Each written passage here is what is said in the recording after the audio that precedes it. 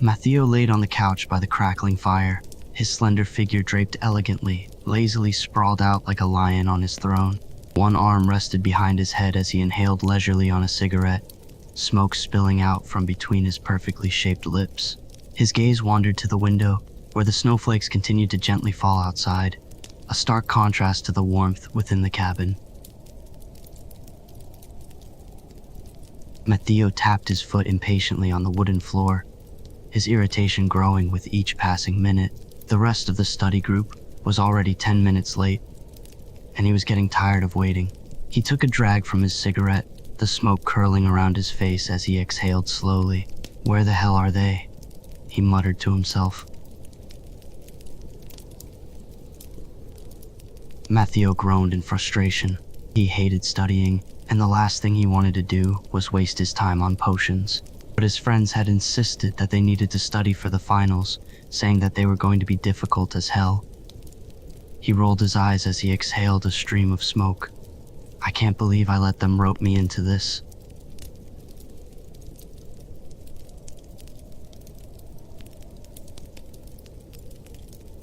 Mattheo's head snaps toward the door as it opens, his cigarette nearly slipping from his fingers when he sees who it is. His brown eyes narrow instantly, that familiar mix of irritation and something else flickering in them. "You," he scoffs, blowing smoke in your direction like a challenge. "Of course you're late. Couldn't even be on time for once in your miserable life." His gaze drags over you, taking in the shivers, and he clicks his tongue mockingly before turning back to the fire with an exaggerated roll of his eyes. "Hurry up and get warm so I don't have to listen to your teeth chattering all night."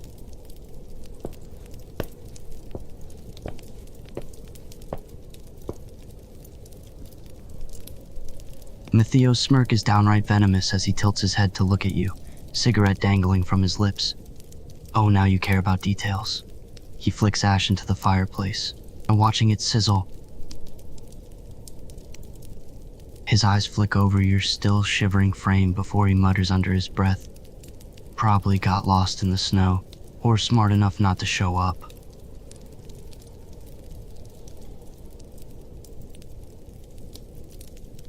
Mattheo scoffed in response, crossing his lean arms over his chest. He tilted his head, the smirk ever present. "You really don't pay any attention, do you?" He takes an arrogant drag from his cigarette. "Pansy mentioned this place is close to a wolf den." A pause before he adds in a mocking tone, "Not that a little thing like you would last the night out there. You'd be eaten by wolves within the hour."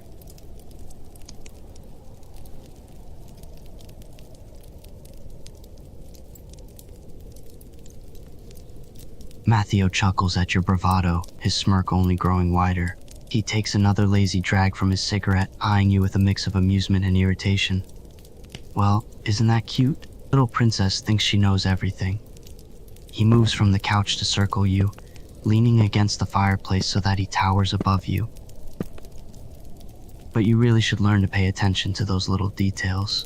The wolves are real, all right. They only come out at night, and trust me, you don't want to go anywhere near their den."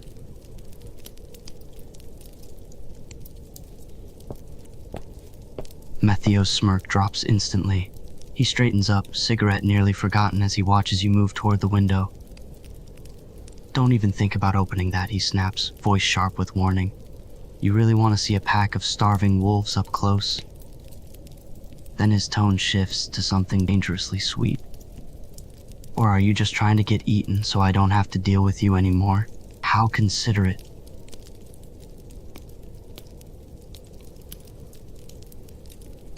Mattheo rolls his eyes at your whining, flicking the cigarette ash to the floor.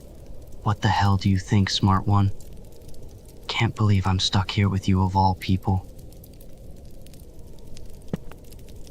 Mattheo scoffs, crossing the room in a few long strides until he's towering over you. "Well, they were supposed to." His smirk returns, even sharper this time. "Looks like they all had something better to do. Funny how that works. Looks like it's just you and me, princess."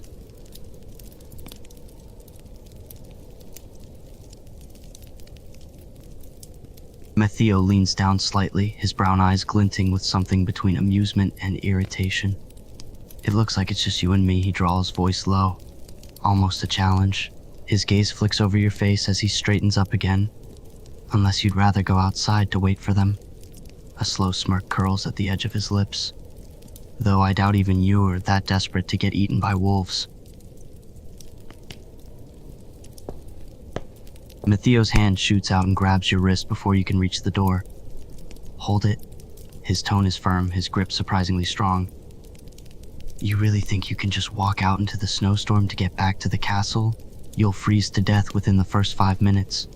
He narrows his eyes. You're staying. We are staying here. At least for tonight. It's not safe out there. And I have no plans to spend the night carrying your frozen corpse back. Mattheo releases your wrist with a satisfied smirk, stepping back like he's just won some grand victory. Finally, some common sense.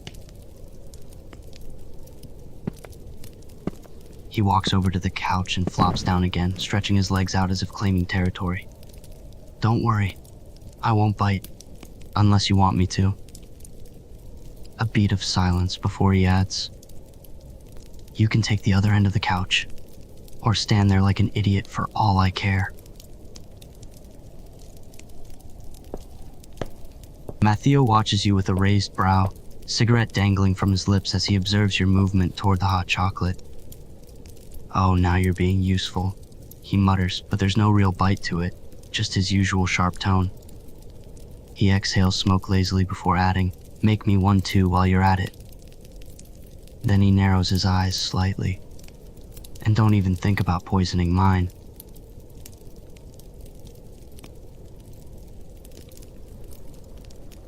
Mattheo chuckles lowly, watching you with a smirk as you roll your eyes. He crosses his arms, stretching out even more on the couch like an oversized cat. Don't give me that look, sweetheart. I've seen the way you look at me in potion class. I know you wouldn't mind adding a little something extracurricular to my drink. He grins then, sharp and mocking. There's a challenge in his eyes, like he's waiting for a sharp quip. Go on, prove me wrong. Mattheo barks out a laugh, genuine amusement lighting up his face. He leans forward, resting his elbows on his knees as he takes in your response. Not tonight, huh? He echoes, grinning wolfishly. What a relief. Guess I should count my blessings that you're at least attempting to play nice.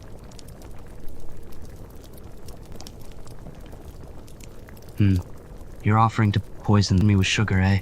Interesting offer.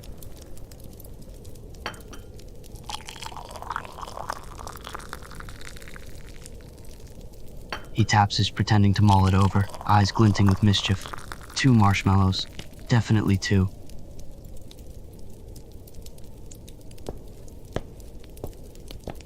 Mattheo watches you approach with a lazy smirk, eyeing the cups with an air of anticipation. Took you long enough, he teases, though there's a hint of impatience in his tone, like he's eager to taste the sugar. He sits up straighter on the couch, arms stretched out along the back. He gestures for you to hand one of the cups. All right, doll, let's see if this poison of yours is as sweet as you promise. Mattheo's smirk widens into a full-blown grin as he takes the cup from you, his fingers brushing against yours for just a moment. Oh, I can handle a little heat, sweetheart. He brings the cup to his lips, taking a slow, careful sip. Damn, it actually tastes good, he mutters, sounding almost disappointed, like he was hoping to find something to complain about, and instead found actual sweetness.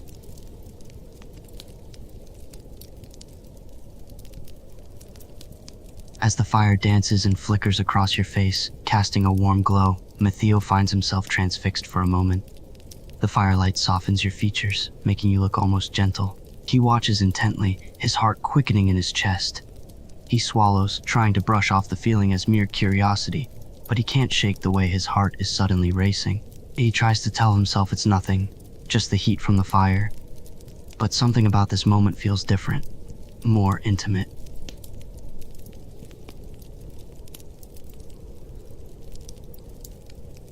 Mattheo's gaze snaps back to you at the sound of your voice, and he quickly schools his expression into his usual smug smirk.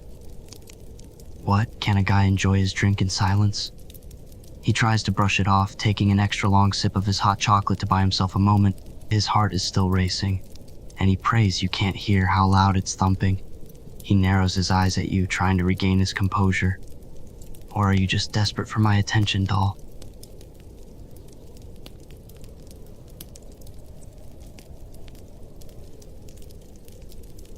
Mattheo scoffs slightly, tilting his head as he eyes you with feigned nonchalance. Right, of course not.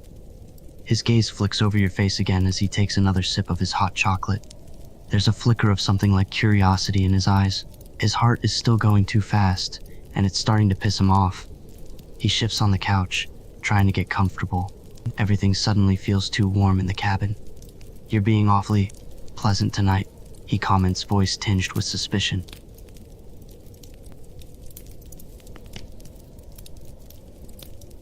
Mattheo laughs at your comment, a low, genuine laugh that surprises even him.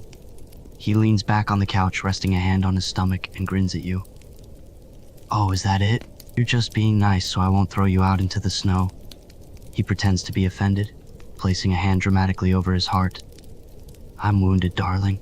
Here I was, thinking you were finally starting to like me.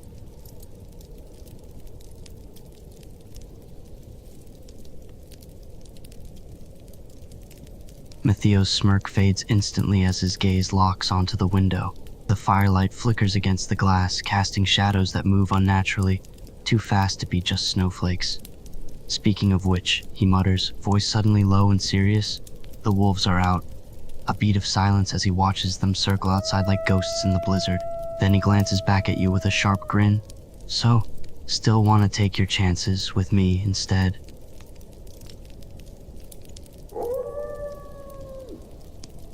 Mattheo's hand shoots out, his fingers wrapping firmly around your wrist before you can react.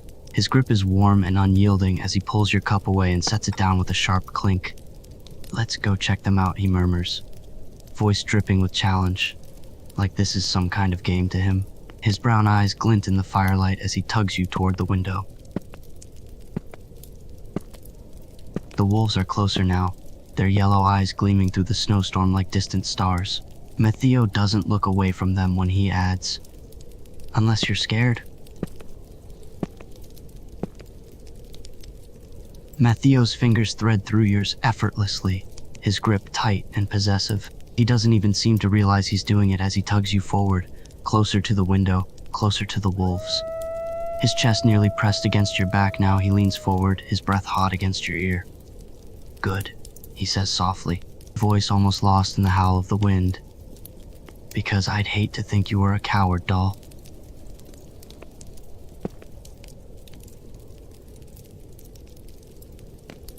Mattheo's arm immediately wraps around your waist, pulling you against him as you bury your face into his chest. Shh, he murmurs against your hair, his fingers gripping the fabric of your shirt as he holds you close. He can feel your heart pounding through your body, and for a split second he forgets the wolves outside and focuses on the way your body trembles against his.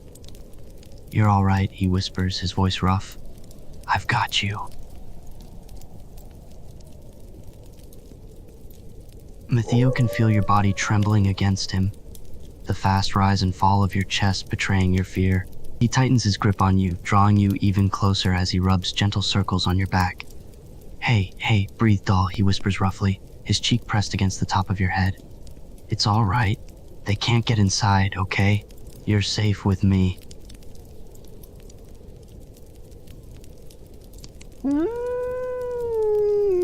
As your face remains buried in his chest, he glances out the window at the wolves, a smirk slowly spreading across his face.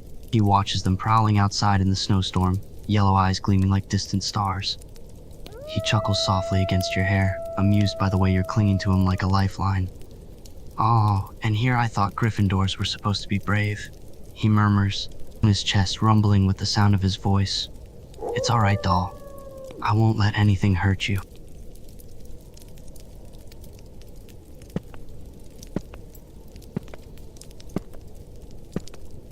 Mattheo guides you slowly up the creaking stairs, his arms strong and steady around your waist. The wolves' howls fade into the background as the cabin's dim interior envelops you both again. He leads you up to the dorm room, opening the door and gently coaxing you inside. "Come on, doll," he murmurs, his touch surprisingly gentle as he eases you down onto the rough mattress. Mattheo pauses, his gaze softening as he notices the tremble that's still coursing through your body. He slowly envelops you in a tight hug, tucking you against his chest. His grip is firm, his heart beating reassuringly fast against your cheek. He rubs slow, soothing circles on your back, murmuring soft words of comfort. "Shh, you're safe here. Just breathe."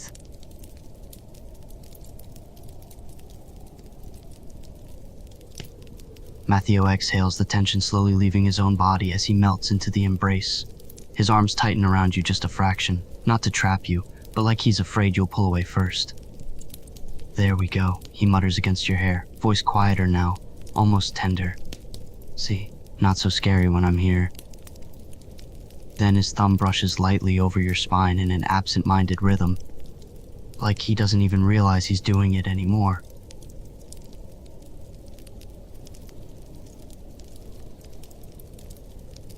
Mattheo slowly disentangles himself from you, his fingers lingering on your shoulder just a moment too long before fully pulling away. "Maybe it's time for bed," he repeats, raking a hand through his messy hair. His gaze flicks away for a moment, almost like he's avoiding your eyes. "You can sleep here. I'll take the couch downstairs." There's an edge to his voice now, like he's trying to keep his emotions in check. He takes a step toward the door, his shoulders a taut line. Mattheo hesitates at the doorway, his hand on the frame as he turns to look back at you. He smirks, but it doesn't quite reach his eyes. "Me, scared of wolves?" he asks, raising an eyebrow at you. "Please, doll, I could take those furballs with my eyes closed." He leans against the door, and his tone almost flippant. "Almost. I just figured you'd want the bed to yourself instead of sharing it with me."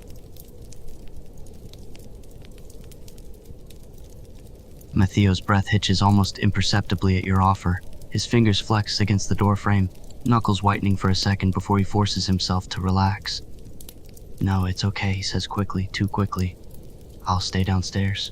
Gotta protect the cabin." The lie is flimsy. Even as he says it, his eyes dart back to you like they can't help themselves. He clears his throat and adds, "You're safer up here anyway." There's a pause, a beat where Mattheo hesitates at the door. He shifts his weight like he's about to say something, his shoulders tense. Then his expression shudders and he shakes his head. "Good night, doll," he murmurs almost too softly for you to hear. His hand is on the doorknob now, knuckles white. "Sleep well."